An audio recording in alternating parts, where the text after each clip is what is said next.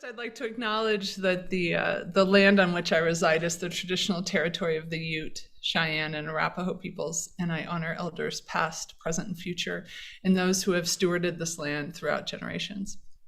Second, I know that a lot of your country is still having to quarantine, and I'm really not used to the US doing anything better for its citizens than Canada does, so I'm really disoriented by this fact. It does not seem like there's a strong history of America doing better by its citizens than Canada does.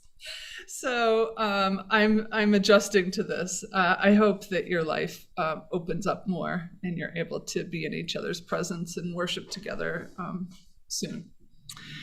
Third, I want to say thank you to all of the clergy and church staff and musicians and leaders who have just paddled like hell for the last 15 months to keep the church afloat in this this time in which the church can't gather in person. It is I don't know of a time when that happened before, and I don't know how many of you were trained to be doing digital ministry and to do worship online and to do everything online. But I've watched my colleagues pivot and figure it out and just faithfully show up. My best friend is a parish pastor. Her name's Jody Hogue. She started a church in St. Paul called Humble Walk.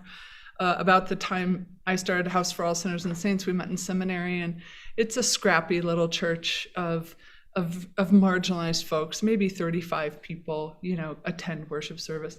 But she's been doing it from her little kitchen. She lives in a small house with her family of 4. She's been doing worship from her kitchen table on Facebook Live the whole time. And I've just seen such faithfulness. And I also have seen the cost of it. Normally, when we're pastoring people who are in crisis, it's usually not A, a crisis everyone is in, B, a crisis we are as affected by as anyone else.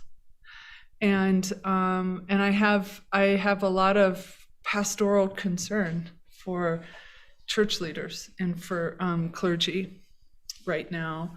None of my friends are doing well, I'll say.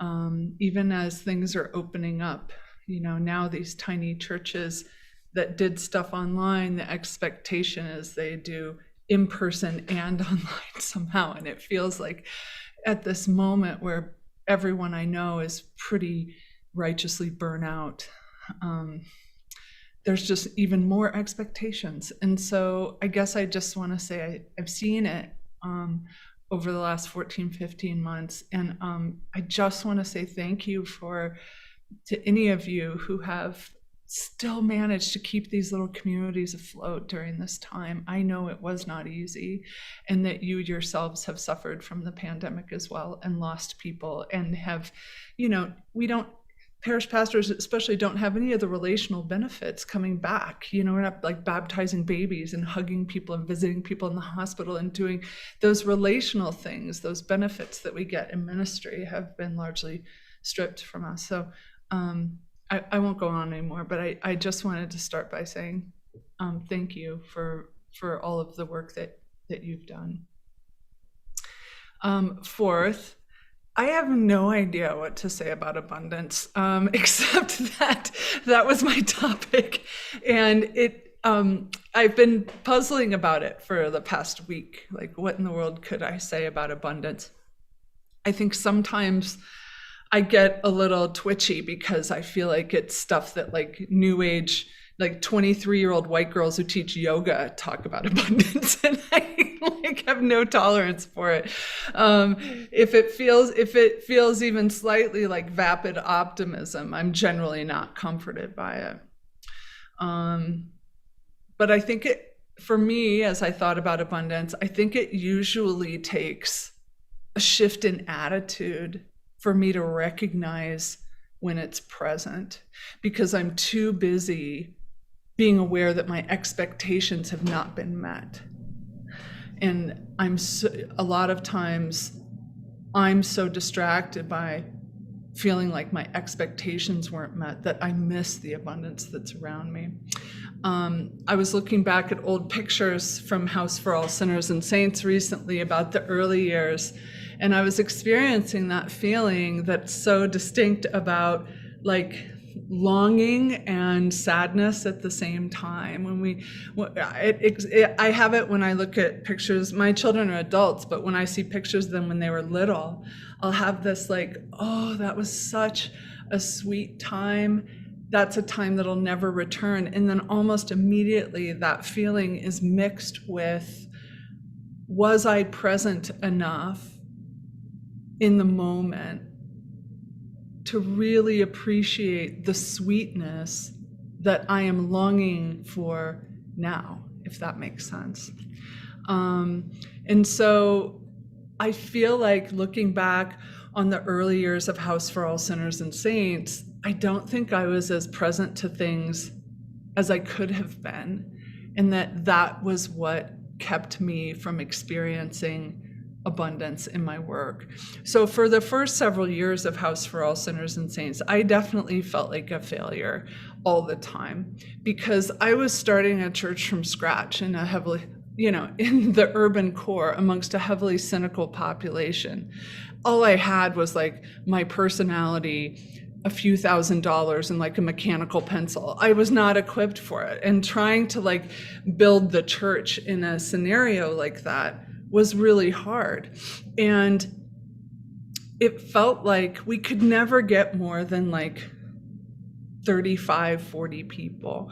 I had coffee with everyone in Denver like twice, and nothing worked. I tried everything, and it felt like no matter how hard I tried, or no matter how many clever events I put on or ways I inserted myself into people's lives in pastoral ways, I couldn't get more than 35 or 40 people. And to be honest, this is a little shameful, but every week it felt like I was throwing my own birthday party and waiting to see who liked me enough to show up. So, and then I'd be like, oh my God, it's not even about me, it's supposed to be about God. And then I felt worse. So there were years in my ministry where that was the overwhelming feeling. And what would happen was I was so distracted by being aware of who wasn't there. Like, who did I do pastoral care for that week who didn't come to church? Or who said they were going to be there that wasn't? I was so distracted by who wasn't there that I failed to be present to the people who were there in a really robust way, and that they deserved from me too. So this last Sunday, I went back to House for All Sinners and Saints. I left 3 years ago. It was thank God, a very love and gratitude-filled leave-taking. I think one of the things I'm proudest of in my career is that I founded a church that's doing really well without me. So I think that's my point of pride professionally. But I got to go back, and I presided for the first time this last Sunday. I filled in for Reagan. And here we are. The church hasn't been able to meet for so long. We were inside, and House for All sings a cappella hymns in like 4-part harmony. They sit in the round, and it's like sitting in the middle of a choir. And it's this thing I miss so much, is singing hymns in harmony with other people in the same room. And here we were. They moved to this church that is a little smaller than the one they were in before. Incredible acoustics, and I was like, my heart was like so full and so grateful, and we got to sing hymns together. And having not been around people to be in worship in the same room, there were 40 people there, and the definitely different experience between when I was starting the church and thinking there are only 40 people here. And I was so distracted by who didn't show up that I wasn't present to. And then fast forward to post-pandemic, and I was like, I can't believe there are 40 people here. And it just dawns on me, Same number. Same number. And yet my experience of abundance was so markedly different between that time and the time in 2008, 2009. So I feel like one of the things that I'm very curious about as we start opening up more is what are the things that are going to feel abundant to us that before the pandemic we didn't even notice as blessings, or we didn't count as being abundance because all we could see was what wasn't there. One of my favorite places is a place called Holden Village, and it's this Lutheran retreat. It's like Lutheran Narnia. So it's in the mountains, in the Cascade Mountains in Washington, and there's no roads that go to Holden Village. So you have to take this like up Lake Chelan. You have to take this like 2 or 3 hour boat ride, and then these very like disturbingly old school buses come down these like 12 switchbacks to come and get you at the dock and take you up into the village. And it's one of the most beautiful places, but it's very isolated. And the last time I was there were a lot of fires. It was a really heavy fire season. And they had to close the PCT, the Pacific Coast Trail, which is a through hiking trail. And so they had to divert the PCT that summer, and they diverted it through Holden Village. So if you can imagine these through hikers who are people who are spending months hiking very long distances out in the wilderness, often they won't see people for days and days. Randomly, their trail is diverted, and suddenly they're in this like idyllic little village in the middle of nowhere that they were not expecting. And it was amazing. I had the most fun that week at Holden Village because I would look out for these stunned, dazed through hikers who had not bathed for a couple of weeks, and I would explain to them where they were, and then I would take them to the dining hall where there was always homemade bread for toast and hard-boiled eggs always available. And so I would watch them eat hard-boiled eggs. I have never seen somebody experience a hard-boiled egg as such a treasure and so delicious and valued.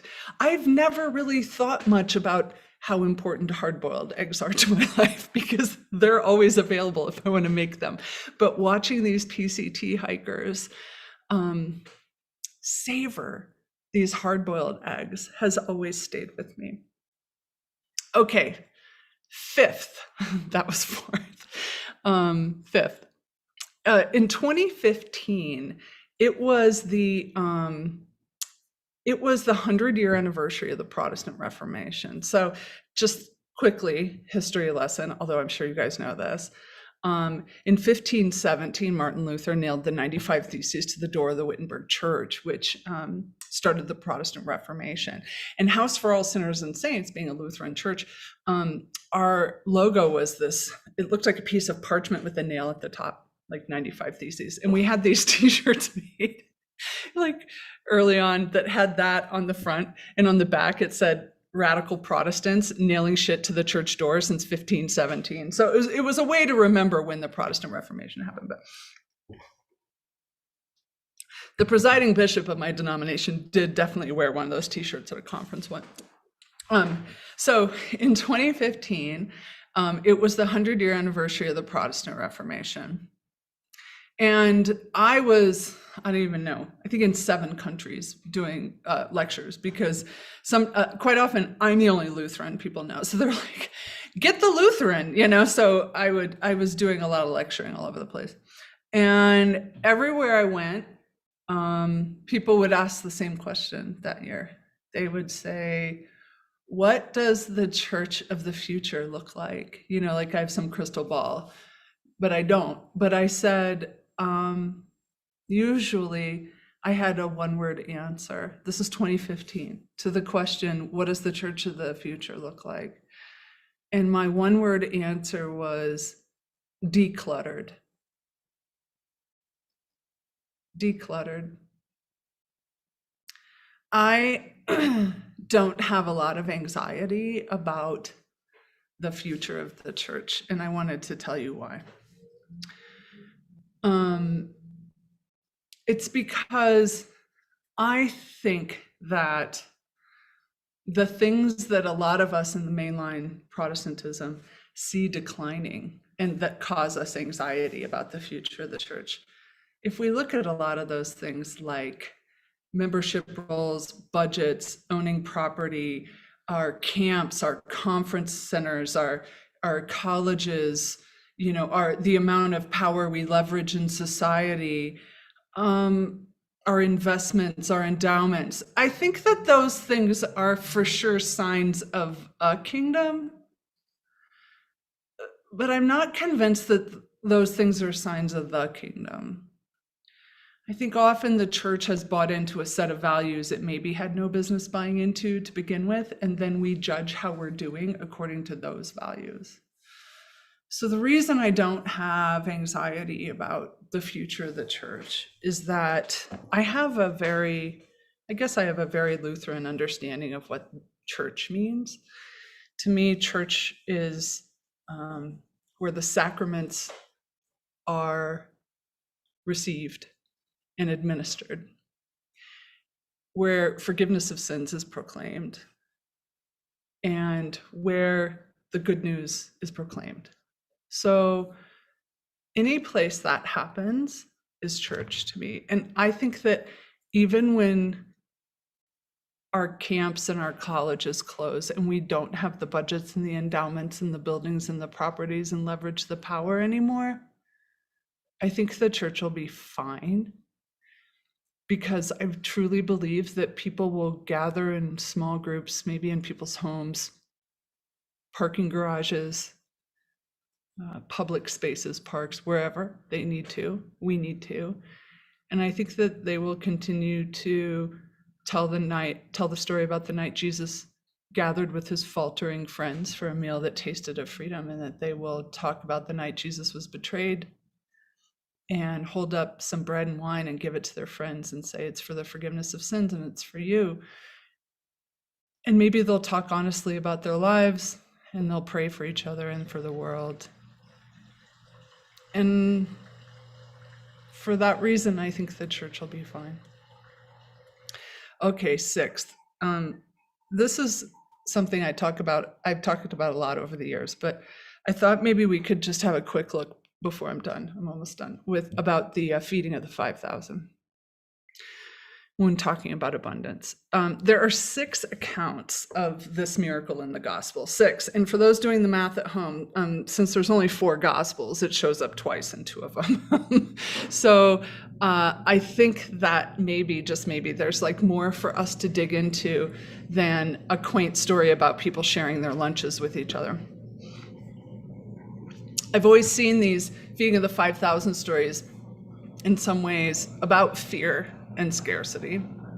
In Mark, the disciples actually put a dollar amount on how much it would cost to feed so many people. I don't know if you guys remember that little detail. It's so gauche. I like to think of the disciples' finance committee saying, man, we don't have enough money to feed all these people. And Jesus saying, exactly. Isn't that great? It would cost a lot of money to feed those great unwashed masses, to feed a bunch of hungry sinners who apparently didn't plan ahead enough to bring their own provisions. And yet Jesus doesn't use this as an opportunity to lecture them about the importance of personal responsibility. Because I wonder if it is only as ill-prepared sinners that we finally become feedable. Like in Isaiah, it's those who have no money for the feast to whom God spreads a banquet of rich food and aged wine. It's to those who have no ability to pull themselves up by their spiritual bootstraps to whom God provides quail and manna, bread and wine. Always it is to us, the finally feedable beggars, to whom God says, come, all who thirst and hunger, and you will be fed. So there they are, faced with feeding all those people who they frankly wish would just go away. I mean, who hasn't felt that in parish ministry? But Jesus says, well, when they say there's so many people and they're so hungry, and Jesus says, what do you have? And here's the great thing about Matthew's account of the feeding of the multitude. The disciples say, nothing. We have nothing but a few loaves and a couple fish. And they say this like it's a bad thing.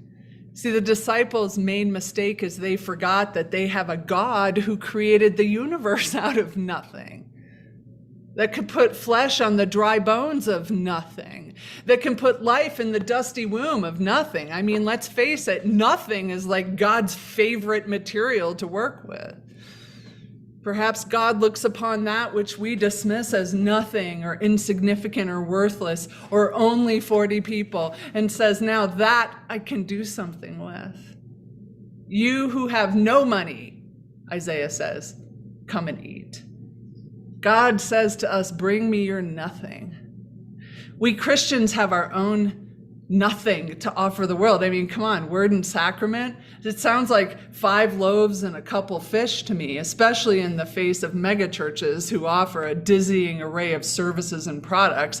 I have a friend who calls these churches Six Flags Over Jesus. And it's easy to see the appeal. Who wouldn't want a stage show and Starbucks and drop off dry cleaning at church? Yet word and sacrament, communion and service, our 5 loaves and a couple fish, that is what we've been given as provision for being the body of Christ. Several years ago, I had the chance to speak to graduates of one of the Lutheran seminaries here. And I tried to reassure them, which I guess not good at, but I tried to reassure them by saying, look, if you are worried that you don't have what it takes to be a good pastor, if you're thinking, am I prepared? Do I really have what it takes to serve the church as a pastor? The answer is, don't be silly. Of course you don't. If you yourselves are worried that you have weaknesses and deficiencies and shortcomings, or as we recovering alcoholics call them, defects of character, you can stop worrying. You're right. You really don't have what it takes. But fortunately, you do have the God that it takes. So, beloved, I don't know what is going on in your denomination, but I do know that whatever you have lost or gained over the course of this pandemic, you still have the God that it takes to feed people put in your care. So as soon as you think that you better roll up your sleeves and get to work making spiritual sack lunches for each person, remember, Martin Luther said that God created the world out of nothing. And so long as we are nothing, God can make something out of us too. So whatever your nothing is, whether it's financial, spiritual, psychological, sociological, remember this. God can totally work with that. Nothing is God's favorite material to work with. So yeah, maybe having nothing is actually ideal. And there is enough. And 40 people is a lot to have in a church together. Thanks be to God.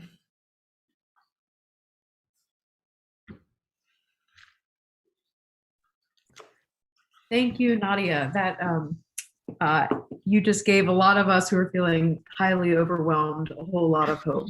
So thank you for that. You and I get to talk now for 20 minutes, which I'm certainly looking forward to. And I want to encourage the rest of you, if you want to use the chat feature, I will try to track your questions. So we've got 20 minutes of dialogue that Nadia and I will participate in together, and then 20 minutes of, I'll try to bring in as many of your questions as you've got for her. And maybe you all can unmute. I'll let your tech people make those decisions of how unruly you Canadians want to be tonight. So Nadia, I am in Atlanta, and it's stupid late where I am. And so I've already warned them, like, I don't think I've needed a functional brain at this hour in like 20 years. Oh yeah. So this is going to be fun. So Yeah, I I honestly often go to bed right now. yes, me So, too. yeah. No. So yeah, what could possibly go off the rails? Um, you know, a million years ago, you and I were at a conference together, and this was back in what I would call the good old days when Phyllis Tickle was with us. I know, and you know, she always spotted things so much sooner than many of the rest of us, and already she was talking about, you know, like this is, or well, she even wrote a book, The Age of the Spirit. You know, that there was a really significant shift. So you've got the Reformation and the, you know, Lutheran heyday, but there was this spirit, different experience of spirit that she was intuiting was coming into being. Yeah. Yeah. What do you think about that? Like for me, what I think I'm seeing is a real acceleration in a seeking of an authentic mystical presence, you know, experience with others. But I wonder, what are you seeing? Boy, it's so hard to like, sometimes it's hard to talk about my dead friends. You know, it's like Rachel and Phyllis specifically have just been such a huge part of my life, both those women, and I'm so grateful for them and their work. But whenever people talk about them, I'm just immediately sort of taken to this place of grief in a like personal way. I miss Phyllis so much. I mean, she there's nobody has really replaced who she was in my life. And anyway, I always say I'm just working really hard to maybe try and be the person Phyllis seemed to think I was all along. But in terms of the spirit, the age of the spirit, I don't know. I'm not sure. She was so good at looking at these big sweeping things and naming them and predicting things. And I usually just mostly talk about my own neuroses and then, you know, clamor as much as I can for God's grace. So I can't like, you know, replicate the things she does so well or did so well. But I will say for myself, I have shifted so much in the past few years, and maybe other people have too. I'm not sure, but there are things that I used to make fun of that I very much rely on now. So, like, for instance, when I was doing CrossFit all the time, I thought yoga was ridiculous and not really exercise. And now I would never do something as intense as CrossFit. Like, yoga has become like this thing that's just saved my life and really changed my relationship with my body. And I am somebody who just never meditated before. Like, it always felt like an exercise in self-loathing because of how bad I was at it. And now it's become this daily part of my life, and just for 10 minutes or 15 minutes, but it's really helped get me through the pandemic. And then there's, you know, spiritual practices that I used to kind of, you know, scoff at. Like, I'd make jokes about how I get what can only be described as road rage when I'm stuck behind someone walking slowly in a prayer labyrinth. Like, this is how not spiritual I am. And I swear to God, there's this gorgeous labyrinth that I walk almost every week now. You know, it's this humbling thing about getting older is watch what you make fun of, you know, when you're young, because that might be the only thing that can possibly save you as you get older. So my own experience with spirituality, I guess, has become so much more important to me than theology. So to me, I think if Phyllis was here, she would say that's the shift from orientation in a Trinitarian way from the Father to the Spirit. you know, I mean, just having an understanding of her work, I think she would describe it as that. So, I just don't, yeah, I don't know if that's happening culturally. Other people would maybe be able to comment on that more. But I think that people used to really want certainty, and I think they're much more comforted by mystery right now. Yeah. The pandemic, I think has disoriented so many of us, right? And I wonder if I'll use an I statement in this. What is truer for me today is that something shifted in me where I don't need to prove anything, perform. That there's almost a craving of authenticity, realness, warts and all. Yeah. I only mean that to a point. I don't actually mean it to, ridiculous vulnerabilities. This is a growing edge. I'm struck that you have, by your being, by your presence, but you've granted thousands of people permission to be hot messes and to own their messiness. I'm happy to serve. Yeah, well, but it is, and I want to explore that a little bit, because what I think, if we're to have any kind of,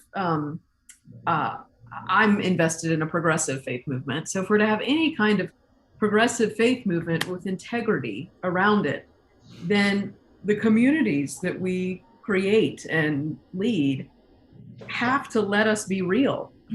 And it seems to me that part of the kind of undoing of our systems and our decline, even before this pandemic, had a great deal to do with how fake we were.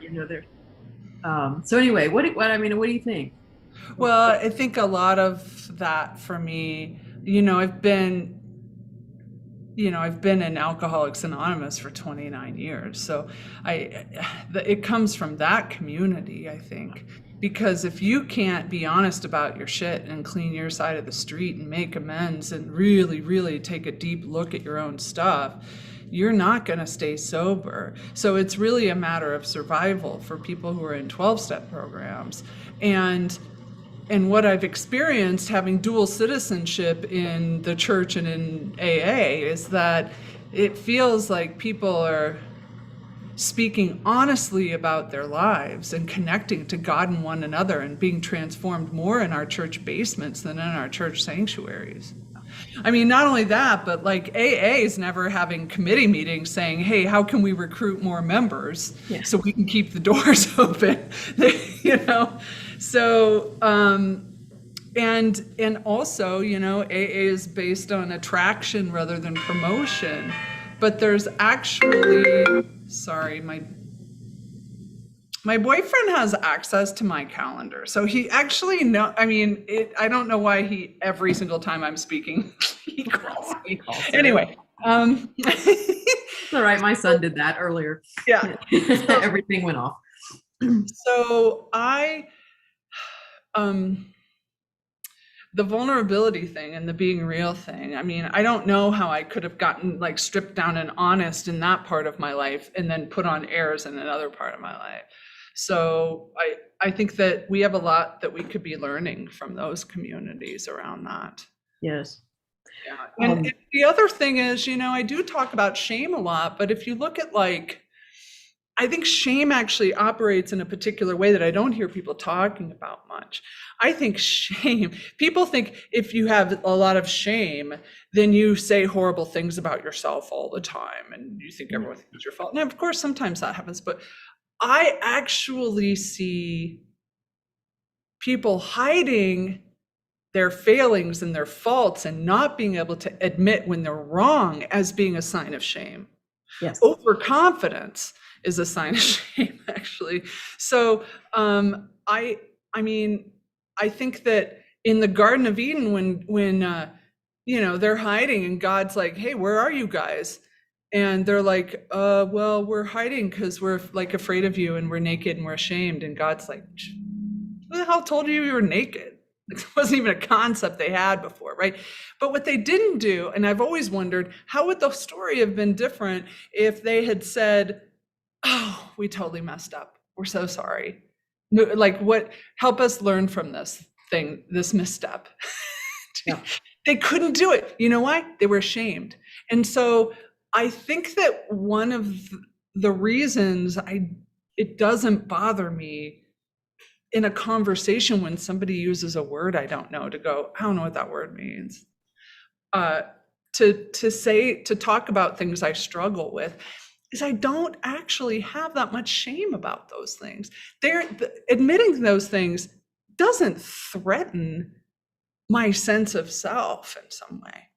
So I think that's one of the costs of shame, is that it keeps us from admitting when we really were wrong. Mm-hmm. You know? Yeah, it keeps us from growing and then showing up for our own lives, it seems. Sure. A big part of that, though, I think, especially something that you achieve on your podcast, but I, having been to your church, knew you achieved there too.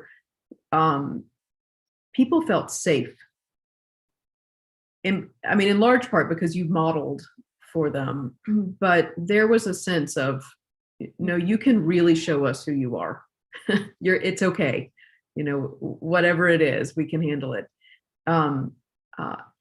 Is there any, do you have advice for, so many are working in institutional settings where creating that kind of space was not a seminary class for them. There's an art form, I think, to creating that sense of safety. But I think it's so essential for whatever is to come in our future that we're able to do that. I think it's tricky. It's very tricky, because what you don't want to do is overshare. You don't want to, you know what I mean? Just have horrible boundaries. So I often will say, preach from your scars and not your wounds. But I've amended that, actually. Now I say, you can preach from your wounds, but for Christ's sake, don't preach about your wounds. It's very different. So when I was going through a divorce and had all this stuff happening, and it was actually, as divorces go, pretty good. No lawyers, I had a very pleasant, respectful conversation for a half an hour with my ex-husband today. So it wasn't even like a bad one, but there was a lot of stuff going on in turmoil, and there was some woundedness. I definitely preached from it. I accessed that in order to be able to preach well to my people who I knew also had hurts. But if I in any way thought I could preach about my divorce, then no, nobody wants to hear that. That's just too far off. So for me, if I'm going to share something about myself or my life, my sort of vulnerability, I only do it if I know there's a purpose to it. So to me, it creates a space around me where other people can step into that's safe, like you said, so that they can consider what that truth might look like in their own life. Mm-hmm. If I'm going to speak honestly about my stuff, my hope is that what will happen as a result is hearers or readers will have a response about themselves, if I've done it right. If what they have instead is a reaction about me, I've not done it right, So there is a skill to it, but I think I don't know if you guys, do you have to do CPE, clinical pastoral education, in seminary? Do you know what this is? So it's not required, but some do. Yeah. Oh, man. Yeah, I would say you should require it, because there are very few things that equipped me more for ministry than that. And it wasn't just, being in a hospital and dealing with hard things. It was the action reflection model. It was because you had to practice talking about, what did I say in this situation? When there was a woman who was, her cancer treatments weren't going well, and I said some stupid shit to her, why did I do it? I did it because my mom had cancer and because I was too afraid to access the sorrow of it. And so instead I pulled out some frickin' Hallmark greeting card sentiment that helps exactly nobody, but it helped me skirt that feeling I was about to have, right? So whatever, being able to do that work of knowing really well when to say things and when to not, when I'm about to say something because it makes me feel better. Like that's a skill that CPE teaches that I continue to try and learn, I think. Yep. I think that's so important. And I loved this, preach from your wounds, not about your wounds. My theology is essentially that what is happening within us on the inside is mirrored in what happens outside of us on the in the world, that it's connected. What do you mean? That almost like fractals, that we're that however healthy, well, this is what I found as I was pastoring churches, however healthy I was in my being and however aligned in my own integrity and in health or balance I could see that almost directly reflected in my congregations. It is spooky. Yeah, it's spooky. Yes, truly. I don't know how to explain. It's almost like shamanic or something. Yes. It was in my parish.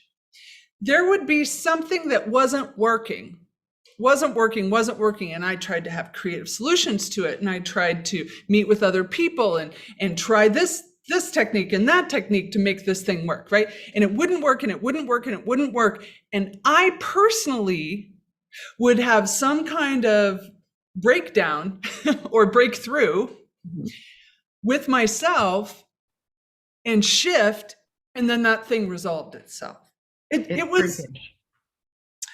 I don't know. I don't think this is a wonderful thing, but it is a thing I observed over and over in ministry. Yeah. Well, here's my wondering. In the United States, we're dealing with needing to face into what has been true for us forever of our racism, our white supremacy built into the fabric of our beings. And in the United Church, they're facing into, and all over the news, schools that they were sponsors of, that it's part of the history of these schools that took, indigenous split families, took these children and it purposefully erased or attempted to erase their culture as a form of, am I going too far to say white supremacy as well there? What are you sensing, seeing in this moment? There's this incredible work that you're helping us all do around getting real with ourselves, normalizing shame, confessional, and I'm interested in also in doing that work. Here's what I'm hoping, that is better positioning us to face into these bigger cultural demons. That without that work, right, but I don't know. I mean, I don't know what you mean. Yeah. So when you are an American who travels to Europe to speak, which I do usually several times a year, you get asked what I now call the questions. I swear to God, it's like, they're like, all right, guys, we got an American. Who's going to ask the questions? Because it's always the same questions. And these are what they are. You might be able to guess. If you're in the comments, you want to guess what the questions are, feel free. Because our societies are fairly similar, Western Europe and the States.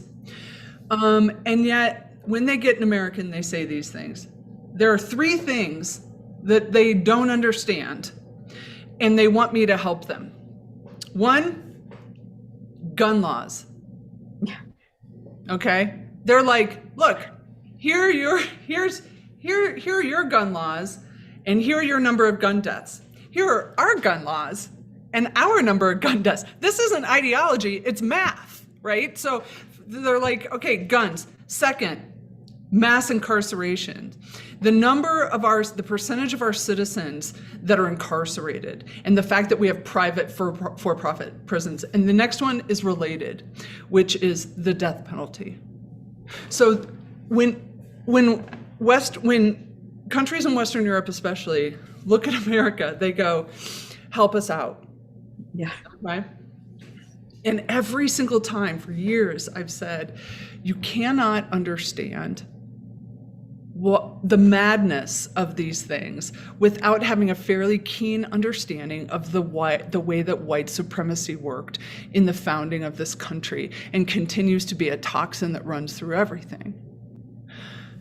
That is the origin. The Second Amendment, to have a well-armed militia, that's the language of the Second Amendment. The Second Amendment of the US Constitution was about having militias in the South that could take over when there were slave uprisings. Yeah. So the fact is that spiritually, even I would say psychically, Americans know, white America knows, we live in a castle that was built by some dishonest, excuse my French, dishonest fucking means. On some level, underneath our consciousness, we're not conscious, but we know that we stole the land and we enslaved the people, right? And this is why we have all the things we have. We won't admit it, but it's there. It's underneath. And because it's underneath, there are certain things we're gonna need. We're gonna need to be able to arm ourselves in case anybody who subconsciously reminds us looks like somebody who we stole the shit from. We need to be able to protect ourselves, arm ourselves, because they might want it back. And then we also are gonna need to lock as many of them up as humanly possible so that we feel safer in the castle. And when they're locked up, we're gonna need to kill them if we feel like it. So this is my thing I do every time I am in Europe and I get the questions.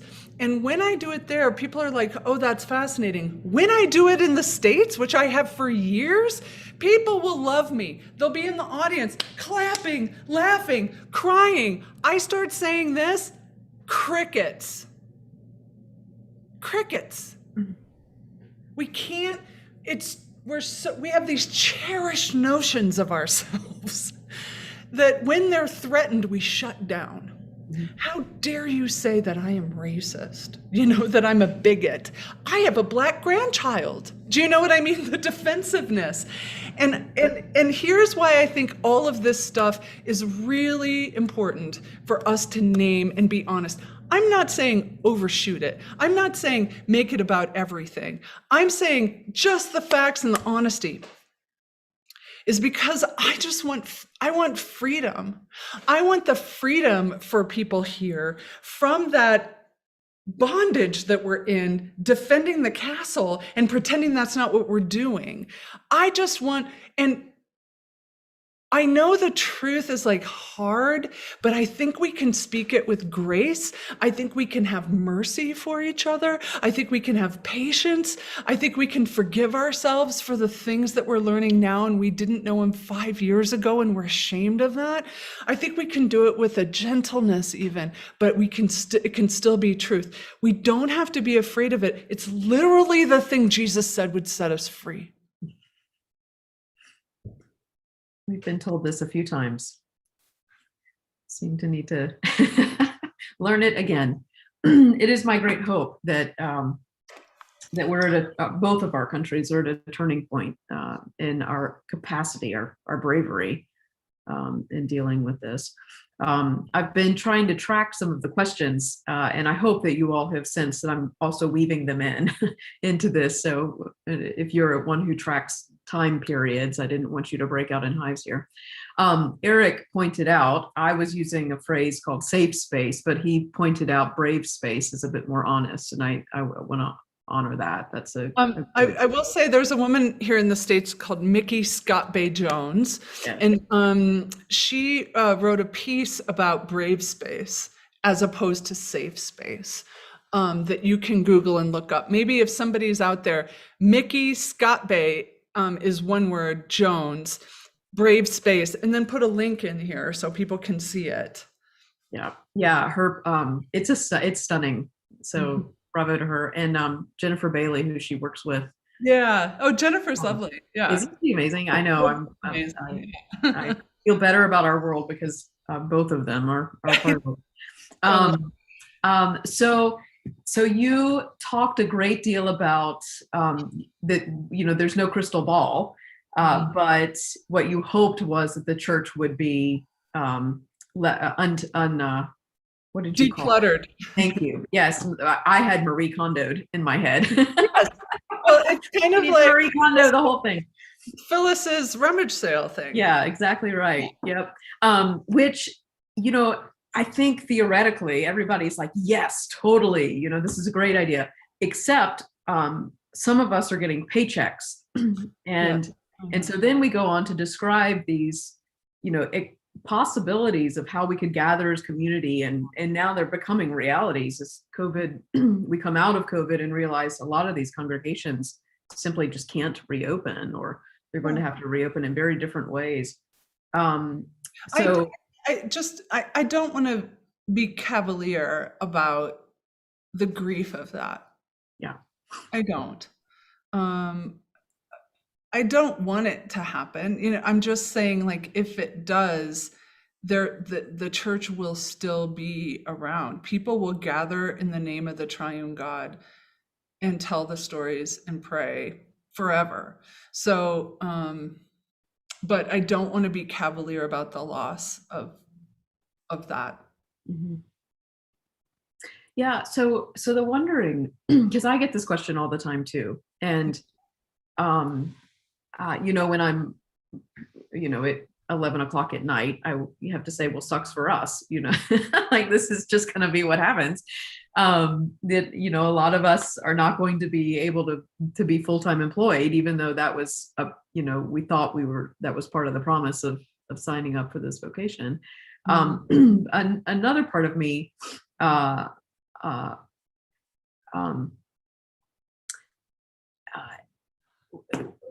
well,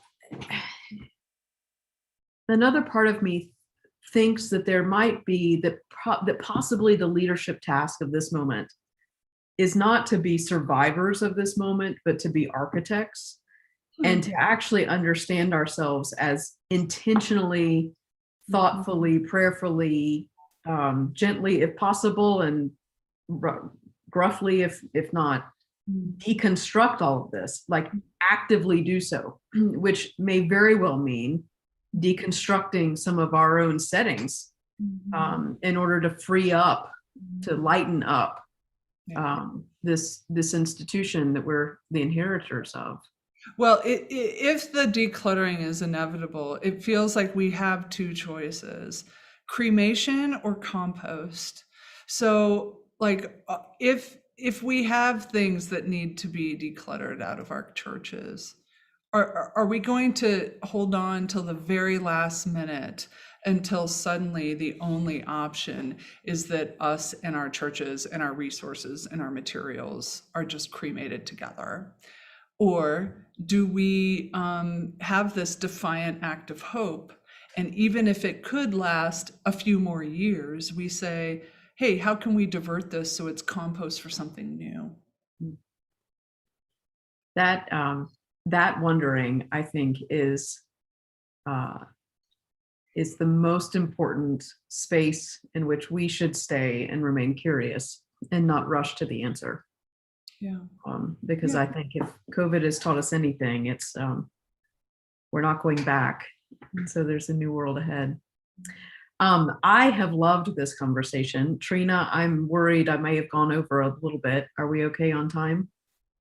15 more minutes. Do we really? Yeah. Great. Okay. So next wondering is, so, the pandemic upended all of our lives. What has shifted for you? What do you want to make sure you are carrying forward for yourself as we're journeying in these future days? Well, I was telling the group that was on and just a few of us earlier that it feels like the pandemic has brought into really sharp focus the incredible importance of two things. One is the ability to connect with other people when we can't be in the same room. Two is how critically important it is to be in the same room as other human beings. Like, I've never understood my need for that more than when it was taken away. And I don't think that one replaces the other. I think they're both important. So 2 months ago, I did this crazy thing where I started an online chapel, which I'm like, oh yeah, carve out a space on the internet in my name where strangers can interact. Like, what could go wrong? But it's been really amazing to see how people all across the world are praying together for daily prayer, praying for each other, connecting to each other. It's been astounding to see what's happened over the past couple months in the chapel. Someone can maybe put a link. It's thechapel.io if people want to check it out. But it also has made me realize that we need to be together. Like, people keep calling it a church. I'm like, it's not a church. It's not a church because there are no sacraments here. And I'm just like pretty traditional when it comes to church, what church is. So I think, at least in terms of this conversation, what the pandemic has shown me is how much I wished I had gone to church more right beforehand. Like, I didn't know I was going to be gone. I was like, I'll get there, you know? But also how important being able to pray with other. Prayer has, I think, become more important to me during the pandemic. I wrote prayers every week for people. I found different ways of praying with folks and with myself. I explored different traditions of prayer. So I don't know. If I'm honest, like in 2019, I was on 90 airplanes in 7 countries, 90. And in 2020, I was in my apartment. So I wouldn't have stopped. I wouldn't have slowed down. I just know myself. And yet I really got so much. My relationship flourished during the pandemic. My own sense of self deepened, I think, without being around people all the time who wanted to hear me talk. Like, to have that taken away allowed me to get to know myself in a really particular way. Yeah, I mean, for a lot of us, I think we had no idea what we were about to lose, you know? And now how long will I value the things that were taken away now that I get to have them back? I don't know, 20 minutes maybe? Like, I mean, I'd love to think I'm changed. You know, I'm gonna spend so much more time with my parents. I'm gonna do all this stuff. I hope I do. So far, so good. I also want to be realistic that human beings are great forgetters of lessons. Yeah, I'm afraid that's true. In fact, I've been encouraging everyone in my world to journal so that we don't forget this. Yeah. And don't have to go relearn this. Let me shift. I'm going to actually ask a question I'm holding. I think I've asked all the questions that have been posted in there, but if I've missed yours, could you repost? Because I am trying to track a few things here. I have had the sense for a very long time that the theology that we've been working with, that we inherited in mainline church, which is really the Genesis 2, you know, built on shame, built on original sin, built on domination of the planet, has gotten us into a lot of trouble. we're on the crisis of climate change, we're, just we're harming each other, we're doing all kinds of things that are incongruent with how I would say we were created. Well, I would actually add, I think that any pernicious social ill that we see, if you scratch below the surface, you will find really disturbing theology at its root. Yeah. Yes. Okay. So what are we going to do about that? Right? Because if we're going to have a healthy faith movement of any kind going forward, it can't be built on this kind of toxic theology, right? For sure. Well, yes, I do have opinions about this. So I often will say that theology and liturgy and in scripture are far too potent to be left in the hands of those who only use them to justify their dominance over another group of people or over the earth. So I think a lot of times when you have more progressive leanings, you see the way that these things have been manipulated to justify things that we think are horrible. And a lot of times the instinct is to go, I can't have anything to do with that. I would encourage people to keep thinking, because that stuff is way too powerful to just be left in those hands.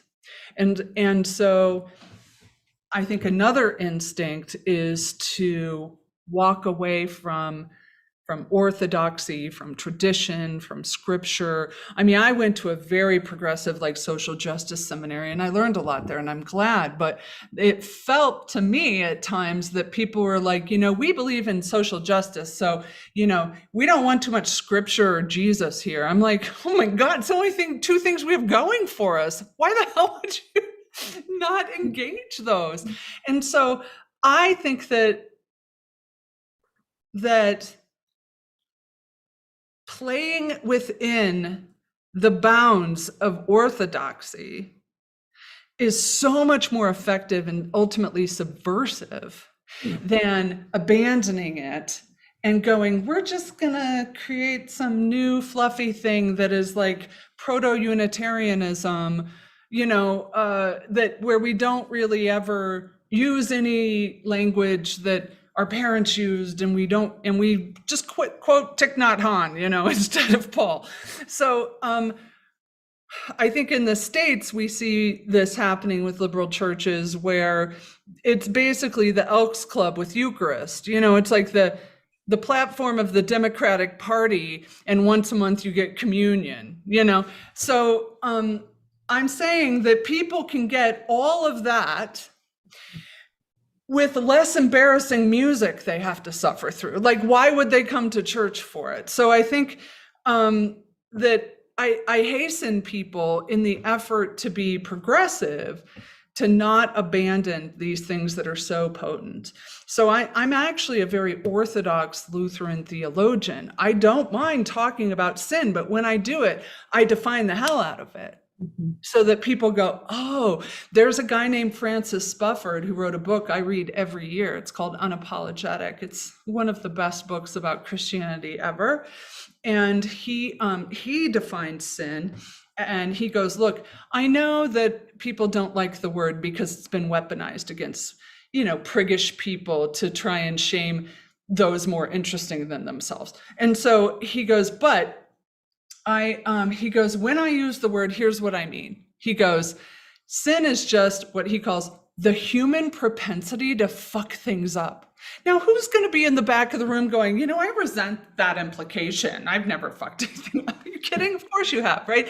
There's a flaw in the human system, which is why it keeps throwing up errors in our relationships and in our institutions, right? I don't think pretending it's not there is particularly effective. So I don't mind at all talking about sin. I just define it when I do it. Because the other thing is, why ever preach if you don't believe? How in the world is the good news if you're not super clear about why the bad news is bad news, So I mean, I have very even though I'm like this progressive, I have actually really traditional teaching and ideas. They just aren't oppressive. Mhm. Joyce wants to know, what do you mean by embarrassing music? Oh, yeah. I'm not a fan of church music. I like early American hymns because they're very singable and people can sing in 4-part harmony. I have snotty opinions about just about everything, which is why I don't usually call it Q&A. I call it Q&O because I don't have any answers, but I have a lot of opinions. So I just have really snotty opinions about most church music. I don't like bands. I've never been part of a church. I've never been a member of a church that had like a praise band. So praise and worship songs smack of over sentimentality in a way that I don't find particularly appealing. I don't like mixing sentimentality and religion.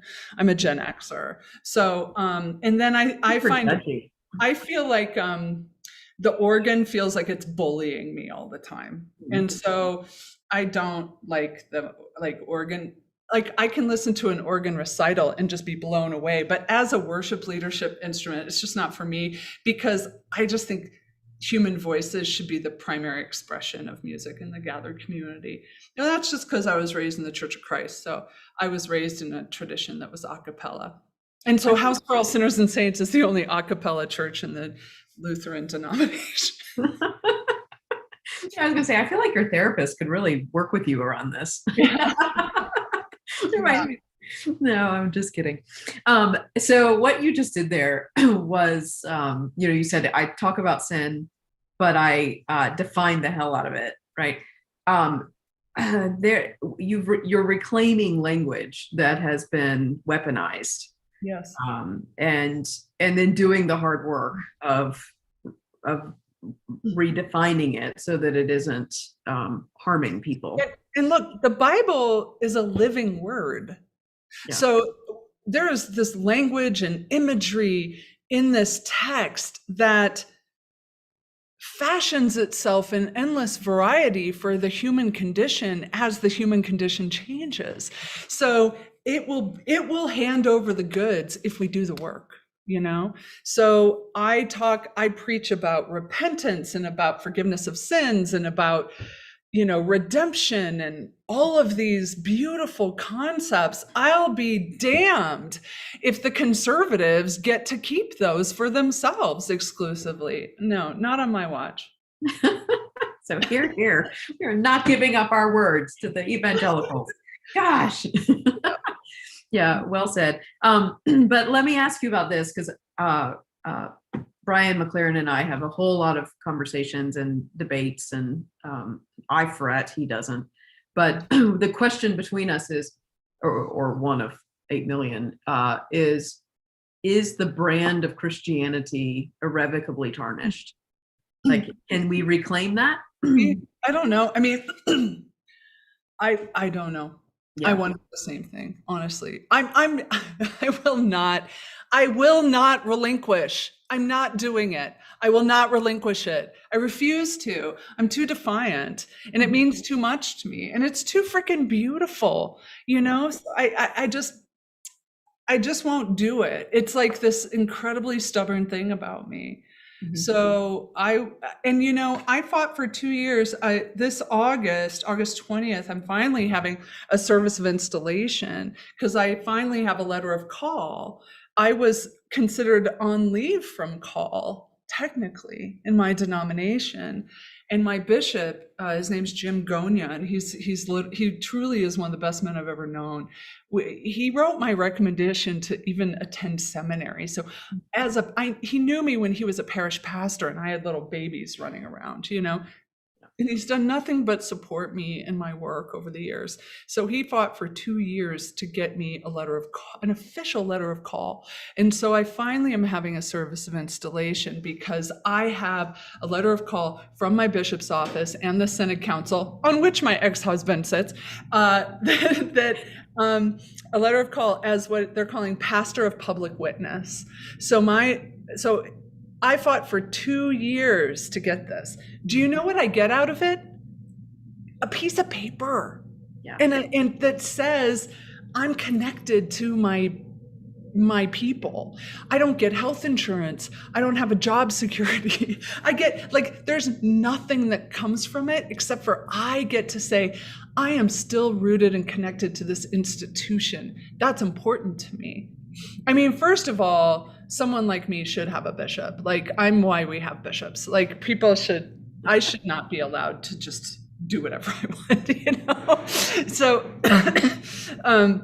but it was that important to me. Yeah.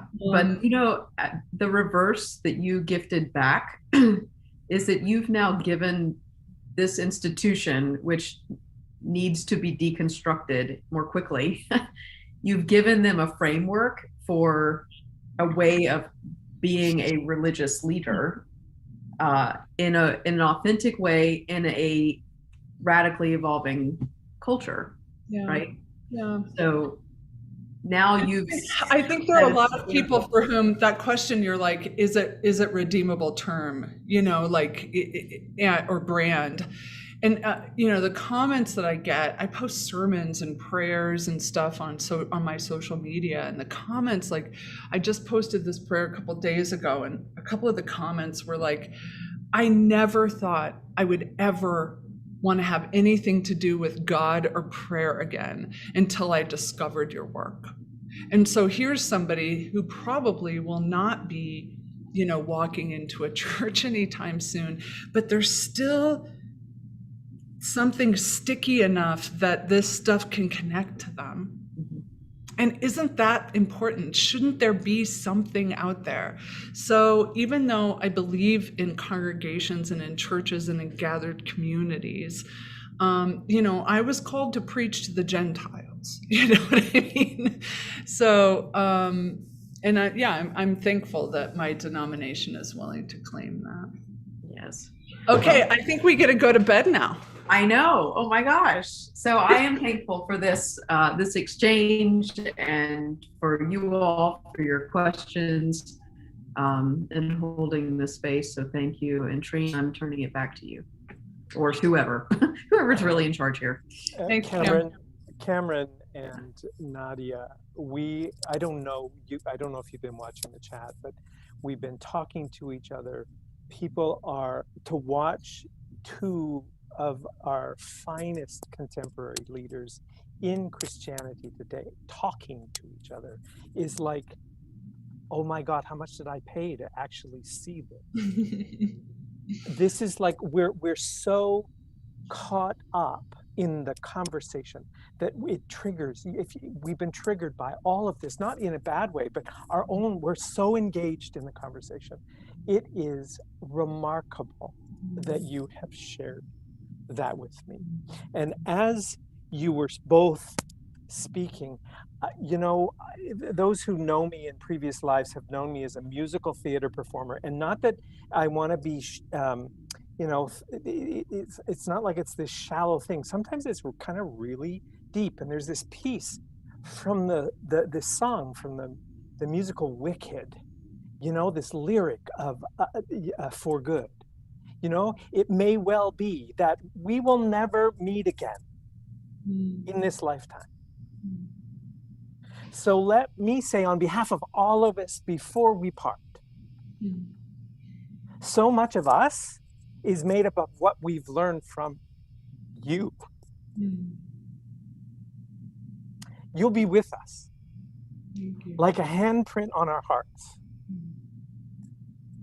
And now, whatever our stories and in whatever way, know you have rewritten ours by being our friend, both of you. So thank you on behalf of the region. I'm changed for good. Thank you. Can I offer a benediction? Would you please? Yeah, there's a benediction we use in daily prayer every single time in the chapel, which I will offer for us tonight. You are the children of God, gifted with dreams and visions. Upon you rests the grace of God like flames of fire. May the deep peace of Christ be with you. The strong arms of God sustain you, and the Holy Spirit be with you in every way. Amen.